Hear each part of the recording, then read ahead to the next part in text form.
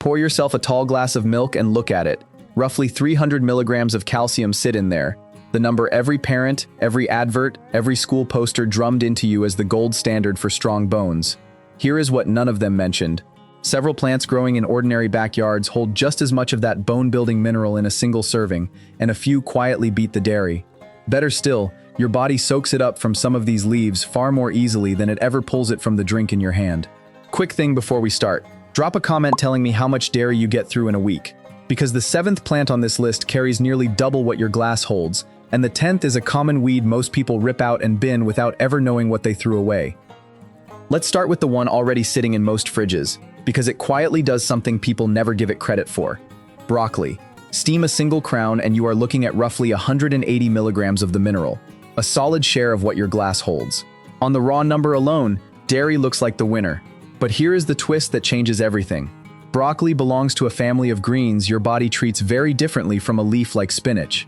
Its calcium is low in oxalates, the natural compounds that clamp onto the mineral and refuse to let your gut absorb it. This is the quiet villain of the whole subject. Spinach looks spectacular on paper, yet your body walks away with barely 5% of what it promises, because the oxalates lock the rest away. Broccoli plays by opposite rules. According to USDA nutrient data and absorption studies on low oxalate greens, your body soaks up its calcium almost as efficiently as the calcium in dairy itself, so that smaller figure delivers far more to your actual bones than it first appears. A second gift hides in that same crown. Broccoli is loaded with vitamin K, the nutrient most bone conversations completely ignore. The mineral alone is only half the job. Your body needs vitamin K to steer it out of your bloodstream and pack it into your skeleton, where it belongs. A food that hands you both at once, the way this one does, is doing work no tablet can copy. One humble crown on the side of your plate, and you have already started closing the distance on the pour. Broccoli keeps pace. The next plant in your garden is one you have almost certainly tried to murder. Say hello to the dandelion. That golden flower you have cursed, sprayed, and dug out of your lawn for years is one of the most quietly nourishing plants growing anywhere near you. Boil down a generous handful of the greens and you get roughly 150 milligrams of the mineral, alongside iron and a heavy load of vitamins A, C, and K.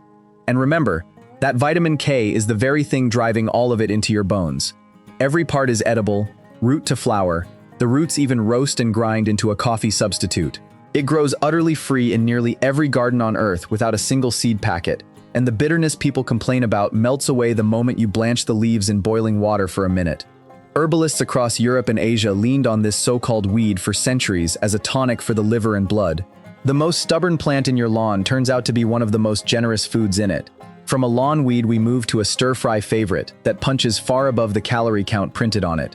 Bok choy is where the numbers start turning heads. A cooked cup gives you roughly 160 milligrams for barely any calories at all, and it sits firmly in that low oxalate camp, meaning almost all of it is yours to keep. This Chinese cabbage cooks in minutes, shrugs off cool weather, and grows fast enough to hand you several harvests from a single bed in one season. Bone health researchers keep circling back to it for exactly this reason. High usable mineral, almost no downside, ready to eat before most crops have even woken up. It has fed people across East Asia for well over 1,000 years, while the West only recently caught on. Bok choy is gentle and quick. The next plant is neither. It thrives in heat that flattens everything around it.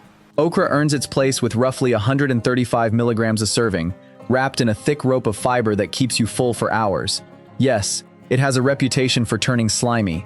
That slipperiness is a soluble fiber called mucilage, and while your heart and blood sugar quietly love it, the mouthfeel puts people off. The fix is simple. Roast it, grill it, or fry it hot and fast, and that texture vanishes, leaving a nutty, satisfying bite.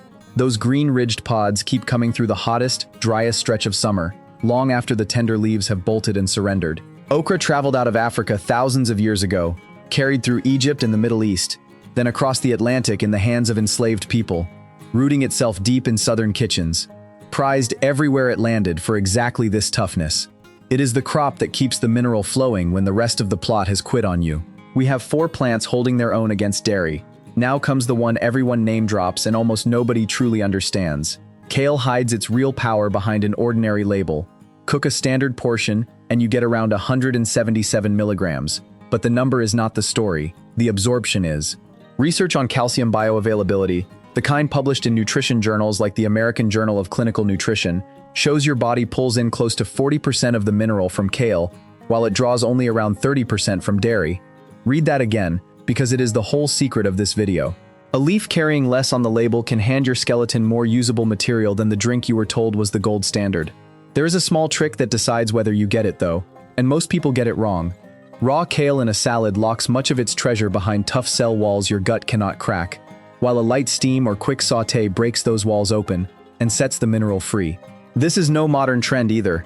Kale is one of the oldest cultivated greens in Europe, feeding people for well over 2,000 years before the round-headed cabbage was ever bred.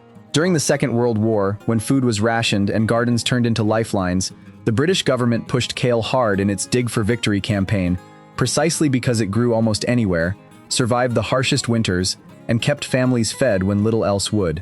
It grows through frost, survives a lazy gardener, and keeps throwing out leaves for months. It earned its fame. People just praised it for the wrong reason. That is the ceiling for the everyday greens. From here, the plants stop merely keeping pace and start standing level with the poor, ounce for ounce. Beginning with one many gardeners already grow entirely by accident. Turnip greens are a case of throwing away the best part. Most people plant turnips for the round root below the soil and toss the leafy tops on the compost heap without a thought. Yet those discarded tops, once boiled down, carry somewhere between 200 and 250 milligrams, closing right in on a full pour of dairy, and come with one of the heaviest doses of vitamin K on any plate. That traffic officer again, directing the mineral into bone instead of letting it drift uselessly through the blood. Low in oxalates, generous, and completely free if you are already growing the root.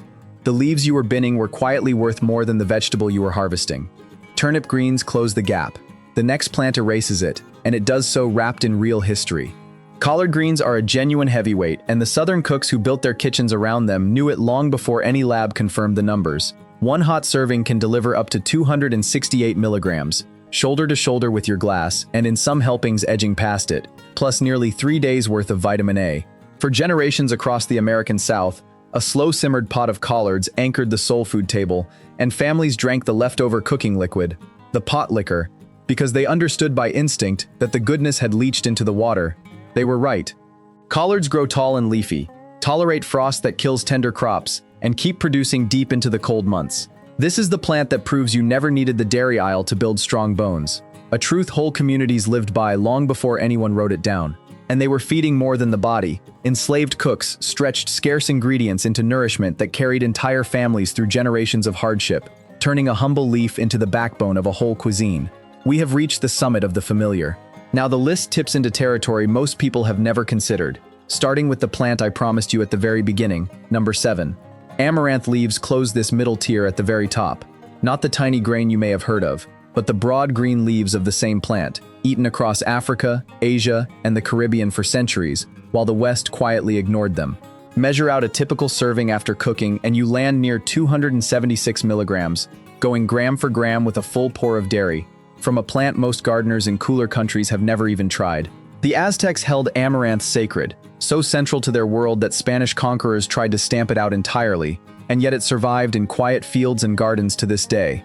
It grows like a weed in warm weather, self-seeds freely, and hands you leaf after leaf for almost no effort. Set it once, and the harvest returns on its own, season after season, asking nothing. Amaranth stands level with the glass. The final two plants do not stand level with anything. They leave dairy far behind. And both are things you have very likely torn out and thrown away. The first fights back when you reach for it. The stinging nettle, the plant that has burned the hands of every child who ever brushed past it, holds a staggering 430 milligrams of the mineral in a single cooked cup, comfortably more than your glass, from something growing wild along fences and ditches for free. The sting is real, so you handle it with gloves, but the instant it meets boiling water, that sting dies completely, leaving a deep, spinach-like green, loaded with calcium, magnesium, and iron. People have brewed it into tea, cooked it into soups, and survived hard winters on it for thousands of years. And its tough fibers were once spun into cloth and cordage, clothing whole villages long before cotton reached them. Herbalists still turn to it for tired mothers and aching joints. The plant that warns you off with pain is guarding one of the richest sources of usable mineral in the entire wild garden. Nettle beats dairy outright, but the very last plant beats them all, and it is the one you are most likely to have ripped out and binned this very summer. This is Lambsquarters, and hardly anyone knows its name, though it is probably growing in your vegetable beds right now, written off as just another weed.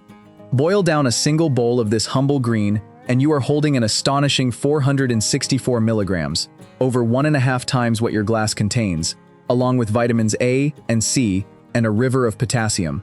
Here is the fact that ought to stop you cold. Long before corn ruled North America, Lambsquarters was a deliberately grown staple, cultivated for its seeds and leaves at least 3,500 years ago, roughly 15 centuries before maize arrived from the south, a timeline documented by archaeologists working eastern North American sites. Its seeds have been pulled from Iron Age villages, Viking-era settlements, and even the stomachs of preserved bog bodies. Our ancestors valued it so highly they called it by the old name, all good. Now it springs up unbidden in disturbed soil, in gardens, in gravel, anywhere the ground has been turned, asking for absolutely nothing, and gets yanked out and hurled on the heap by gardeners chasing crops that deliver a fraction of its worth. The single richest calcium plant on this entire list is very likely the one you have been fighting hardest to kill. 10 plants, and every one of them stood up to a glass of milk. The last 2 left it in the dust. Look back at what we have found.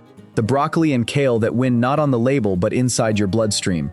The dandelion, bok choy, and okra that pour out usable mineral for barely any calories. The turnip greens and collards that stand level with the poor while steering their treasure straight into your bones.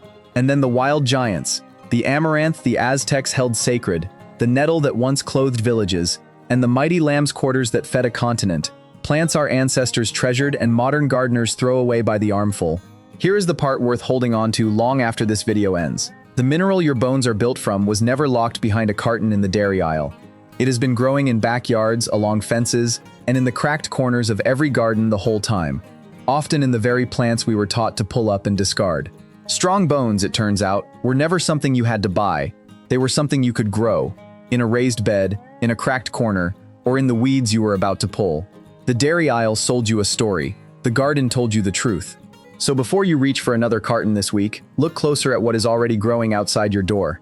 Pick one plant from this list, get it in the ground, and tell me in the comments which one you are starting with. Your bones will thank you for years.